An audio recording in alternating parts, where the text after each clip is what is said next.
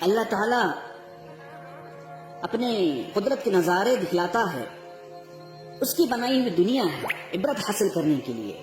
یہ پتھر کہا جاتا ہے کہ افغانستان کا ہے.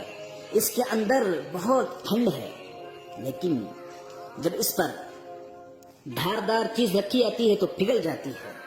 اللہ کی بنائی ہوئی اس دنیا میں غور و فکر کرنے کی بڑی فضیلت ہے.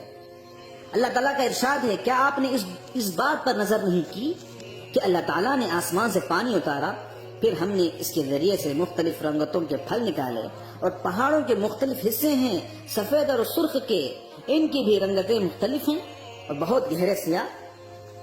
اسی طرح اللہ تعالیٰ کا ارشاد ہے، جو اللہ کی یاد کرتے ہیں کھڑے اور بیٹھے اور کروٹ پر لیٹے اور آسمان و زمین کی پیدائش میں غور کرتے ہیں، اے رب ربنا ما خلقت هذا باطلا، تو نے کسی چیز کو بیکار نہیں پیدا فرمایا، بیکار نہیں پیدا کیا. سبحانک، تیری ذات پاک ہے، تو ہمیں دوزخ کے عذاب سے بچا لے.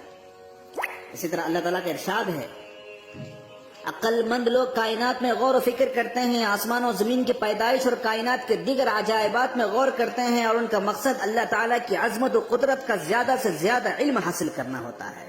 کائنات میں غور و فکر کے بعد اللہ تعالیٰ کی عظمت ان پر آشکار ہو جاتی ہے، اور ان کے دل اللہ کی عظمت کے سامنے جھک جاتے ہیں، اور ان کی زبانیں اللہ تعالیٰ کی عظمت کے ترانے پڑتی ہیں. اللہ تعالیٰ کی بارگاہ میں دوزخ کے عذاب سے وہ پناہ مانگتے ہیں. ان اعلیٰ صفت والے مسلمانوں میں ہم لوگوں کو